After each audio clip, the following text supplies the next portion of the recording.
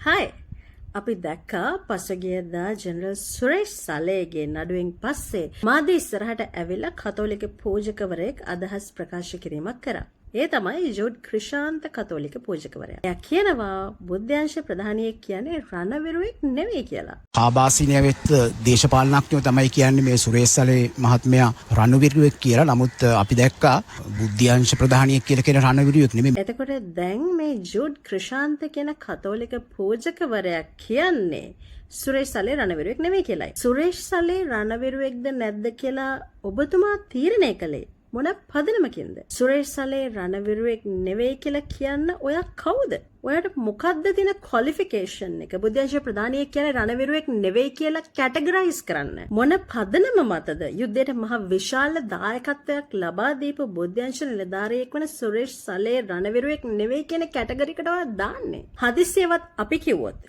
Jude Krishantha කියන්නේ පූජකයෙක් නෙවෙයි කියලා. ඒක කතෝලික සභාව හෝ ජේසුස් වහන්සේව අනුගමනය කරන අය පිළිගන්න ලෑස්තිද? අපි නිකං හරි කිව්වොත් එහෙම ජූඩ් ක්‍රිෂාන්ත කියන්නේ පූජකයෙක් නෙවෙයි මේ ගමේ ගස්වල ලවුඩ් ස්පීකර් බැඳපු පොඩි අයගේ පුතා කියලා.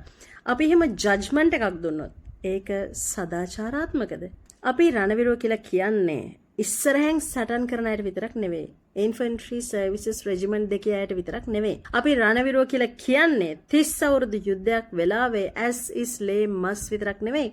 ජීවිතේ පවා පූජ කරලා අනාගතේ අනතුරේ දාගෙන රට වෙනුවෙන් වැඩ කරපු මිනිසුන්ට මේ මව්බිම වෙනුවෙන් ලේ හලලා තමන්ගේ පවුල් පවා දෙකට දාලා මාතෘභූමිය එක කියලා හිතලා සටන් කරපු ත්‍රිවිධ හමුදා සහ පොලිසියේ සමාජිකයන්ට. එයාලට තමයි අපි රණවිරුව කියලා කියන්නේ. ඒගොල්ලෝ දිගුදුර මෙහෙයුම් කරන්න ඇති.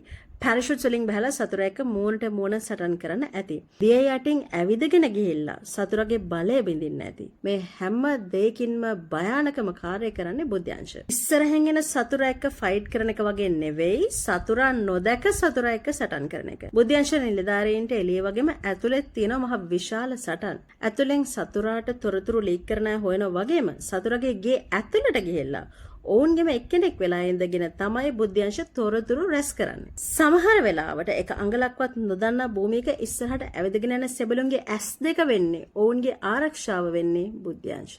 ෆිල්ම් වල සල්මන් ඛාන් අමාරුවට නම අහසෙන් ශාරුක් ඛාන් එනවා වගේ එහෙම ගිහලා ඉන්න බුද්ධාංශ නිලධාරියෙක් සතුරා අතටපත් වුනහම උඩින් ඇවිල්ලා බේරගන්න බෑකප් යවන්නේ නැහැ. අපි අහලා තියෙනවා LTT සමාජිකයෝ විදිහට වෙස්වලාගෙන ඕන් අතර හිටපු අපේ සමහර බුද්ධ නිලධාරීන්ව ඒගොල්ලෝ කෑම කන උරුවෙන් LTT ඊය ඕන් Tamanගේ කෙනෙක් නෙවෙයි කියලා අඳුරගෙන කකා හිටපු බත්පත උඩම මැරලා වැටෙන ෂොට් එක දීපු හැටි. එහෙම බුද්ධ නිලධාරීන්ගේ මිනිවත් එයාලගේ පවුල් වලට ලැබුණේ නැහැ. ආන්න එහෙමයි ඕන් කැපකිරීම කරේ. අන්න එහෙමයි බුද්ධාංශ නිලධාරීන් රණවිරුව වෙන්නේ. එතකොට අර තමන්ගේ දෙමාපියෝ, තමන්ගේ බිරින්දෑවරු, තමන්ගේ දරුවෝ, තමන්ගේ අනාගතේ පැත්තකට දාලා රට වෙනුවෙන් තමන්ගේ ජීවිතේ පවා මාරයට උකස් කරලා වැඩ කරපු බුද්ධාංශ නිලධාරීන්ට රණවිරුව කියන්නේ නැත්තම් ජූඩ් ක්‍රිෂාන්තලා රණවිරුව කියන්නේ කාටද? ප්‍රභාකරන්ටද? අදටත් අපිට පේනවා පූජකතුමාලා වගේ ඇඳගත්ත කට්ටිය ගිහිල්ලා උතුරේ කොටි සැමරුම් වලට යහමින් සහභාගී වෙනවා. උතුරේ කතෝලික පූජකවරු අපේ හමුදාවට ඕපන්ලි ජෙනසයිඩ් චෝදනා එල්ල කරනවා. අපේ රටේ හමුදාව ගැන වෛරය වපුරනවා. අපිට සැකයි ජූඩ් ක්‍රිෂාන්ත පූජකවරයාත් ව්‍යංගයෙන් මේ කරන්නේ ඒ කොන්ත්‍රාත් එකමද කියලා. මේක ඇත්තටම ඉතාමත් පහත්, නින්දිත, තුච්ඡ අදම කතාවක්. එක අවස්ථාවකදී හිටපු ජනාධිපති රණසිංහ ප්‍රේමදාස කියනවා මාව මරන්න. නමුත් මගේ නම කැත කරන්න එපා කියලා. පුද්ගලයෙක්ගේ ජීවිතය නැති කිරීමට වඩා පුද්ගලයෙක්ගේ චරිත ඝාතනය කිරීම අතිශයින්ම භයානකයි. මතක තියාගන්න. කතෝලිකයෝ විතරක් නෙවෙයි පාස්කු ප්‍රහාරයේදී මැරුණේ.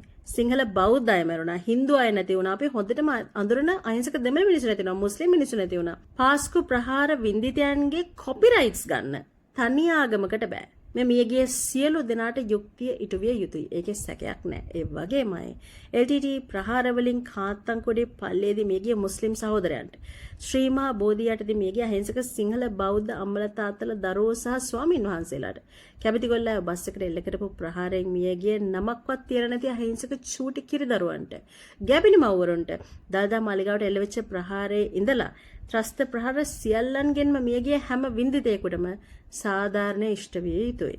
ගලදාරි බෝම්බේ, මහ බැංකු බෝම්බේ, දෙහිවල කෝච්චියට තිබ්බ බෝම්බේ, නුගේගොඩ හන්දියේ පිපිරිච්ච බෝම්බේ ඇතුළු මේ සියලුම ත්‍රස්ත ප්‍රහාර වලින් මේ ගිය හැම මිනිසෙකුටම යුක්තිය ඉෂ්ට විය යුතුයි. ඒ ගැන විවාදයක් කාටවත් තියෙන විදිහක් නැහැ. එයාලගේ එකට වඩා අපේක ලොකුයි කියලා ලොකුම වේදනාවේ කොපිරයිට්ස් ගන්න කාටවත් බෑ.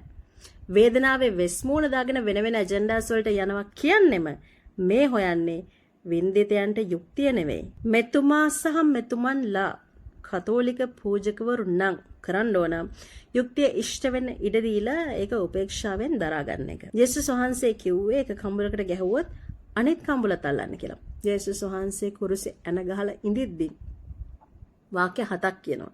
ඒකට කියන්නේ ශුද්ධ වූ වාක්‍ය 7 කියලා. කුරුසේ ඇන ගහලා හිටපු යේසුස් වහන්සේ Tamanට ඒ තරම් වේදනාවක් දීපු Tamanට අපහාස කරපු මිනිස්සුන්ට සමාව දුන්නා. උන්වහන්සේ මරණය පෙනිපෙනි තමන් ගැන රට පුරාම බොරු පතුරලා බරබ්බාස් වගේ හොරෙක් වෙ නිදහස් කරලා එවිනොට තමන්ව කුරුසගත කරන්න කියලා රෝම ආණ්ඩුකාර පිලාත්ව පොළඹවපු පූජකවරුන්ට පවා සමාව දෙන්න කියලා දෙවියන් වහන්සේගෙන් ඉල්ලුවා. උන්වහන්සේ දෙවියන්ට කිව්වා මේගොල්ලෝ මේ වැරද්ද කරන්නේ නොදැන කියලා. ජේසුස් වහන්සේගේ දර්ශනය ඒකයි. ප්‍රේමය සහ ආදරය මත තමයි ජේසුස් වහන්සේගේ ධර්මය පවතින්නේ. පූජකයෝ නම් ගිහියන්ට කලින් මේ ධර්මතාව පිළිපදින්න ඕන. නමුත් මේගොල්ලෝ මේ වෛරී සහගතව වෛරය වපුරමින් මිනිසුන්ට හිත් වේදනාවල් ඇති කරමින් කරන දේ පූජක දොරට කොච්චර සුදුසුද කියලා බෞද්ධ අපට වඩා හොඳට කතෝලික සදහැවතුන්ට අවබෝධ කරගන්න හැකියාව තියෙනවා. ඔබේ පූජක දොරේ විවේචනය කරන්න අපිට අයිතියක් නැහැ. ඔබ පූජකයෙක්ද නැද්ද කියන එක තීරණය කරන්න අපිට අයිතියක් නැහැ. ඔබ පූජකයෙක් විදිහට වෛරය වපුරන එක ගැන උපදෙස් දෙන්න හෝ ඒක නවත්තන්න කියන්න ඒත් අපිට අයිතියක් නැහැ. නමුත් ජේසුස් ක්‍රිස්තුස් වහන්සේ කියපු ආකාරයට ඔබ වපුරන්නේ වෛරය නම් ඔබ නෙලාගන්නෙත් වෛරයමයි. ඔබතුමා මීට කලිනුත් මේ වගේම කටකැඩිච්ච කතාවල් වෛරී ප්‍රකාශ සිදු කරලා තියෙනවා. යුක්තිය ඉෂ්ට වීම අධිකරණ ක්‍රියාවලියක්. ඒක අධිකරණය තුල සිද්ධ වෙයි. සීසර්ගේ දේ සීසර්ට දෙන්න, දෙවියන්ගේ දේ දෙවියන්ට දෙන්න කියලා ක්‍රිස්තුස් වහන්සේ කිව්වා. ඒ නිසා ඔබ වහන්සේලා සීසර්ගේ දේ සීසර්ට කරන්න දෙන්න. දෙවියන් වහන්සේගේ දේ ඔබ වහන්සේලා කරන්න. ඔබ වහන්සේලා සීසර්ගේ දේ කරන්නයි තවත් අය ඇවිල්ලා දෙවියන්ගේ දේ කරන්නයි ගියාම ඒක අවුලක් වෙනවනේ. ප්‍රේමය වපුරන්න කියලා මිසක වෛරය වපුරන්න කියලා ක්‍රිස්තුස් වහන්සේ කියලා නෑනේ. ඒ නිසා ඔබතුමන්ලා වෛරය වපුරන්න එපා. යුක්තිය ඉෂ්ට වෙන්න දෙන්න. ඒකට ටික කාලයක් ගත වෙයි. නමුත් ඒකට ඇඟිල්ල ගගා ඒක චොර කරන්න හදාද වෛරය වපුරන්න හදන්න එපා. වෛරය වපුරන එක ඔබතුමාලගේ කාර්යය නෙවෙයි. ඒක සමාජය විසින් ඔබතුමන්ලාගෙන් බලාපොරොත්තු වෙන්නේ නැහැ. ඔබතුමන්ලා මේ ආකාරයේ ප්‍රකාශයන් කරද්දී ඔබතුමන්ලාගේ ජ්‍යෙෂ්ඨ පූජකවරුන් නිහඬ වෙඳීම අපිට ප්‍රශ්නයක්. ඔබතුමන්ලා මේ වගේ වෛරී ප්‍රකාශ මාධ්‍ය වලට කරන ගමන් ඉරිදා පල්ලිය අල්තාරයට ගිහිල්ලා ආදරය ගැන දේශන පවත්වන එකත් අපිට ප්‍රශ්නයක්. මාධ්‍ය තුල වෛරය වපුරලා ඉරිදාට පල්ලියට ගිහලා ප්‍රේමය ගැන කතා කරන එකේ තේරුම මොකක්ද? ජේසුස් වහන්සේ කියන්නේ සතුරාට ප්‍රේම කරන්න කියලා. උන්වහන්සේ කුරුසේ උඩදීත් ඒක කිව්වා විතරක් නෙමෙයි කරලම පෙන්නවා. හැබැයි ඔබතුමා සතුරට වෛර කරනවා. සතුරට නෙවෙයි, සතුරා කියලා අඳුරගන්නේ නැතුව මේ වෛර කරන්නේ. සතුරා කියලා අඳුරගත්තා නම් කමකුත් නැහැ. ඒත් තාම සැකකරුවෙක් විතරයි. මෙච්චර මේ අපහාස කරන්නේ. අධිකරණ ක්‍රියාවලියක් තුලින් වැරදිකරුවෙක් නොවුන පුද්ගලයෙකුට ඔබතුමා මේ වෛර කරන්න කියලා උගන්වන්නේ. ඔහු රණවිරුවෙක් නෙවෙයි කියලා කියන්නේ. ඔහුගේ මුළු සර්විස් එකටම අපහාස කරන්නේ. ඔබතුමන්ලගේ සදහැවතුන් මේ විදිහට පොළඹවන්න එපා. ඔබතුමන්ලගේ සදහැවතුන්ව ජේසුස් වහන්සේගේ ඉගැන්වීමෙන් ඒ විදිහට ඈත් කරවන්න එපා. ටීවී එකට ඇවිල්ලා මිනිහෙක්ගේ චරිත ඝාතනය කරලා පල්ලියට ගිහලා කියනවා ඔබට සාමය වේවා කියලා.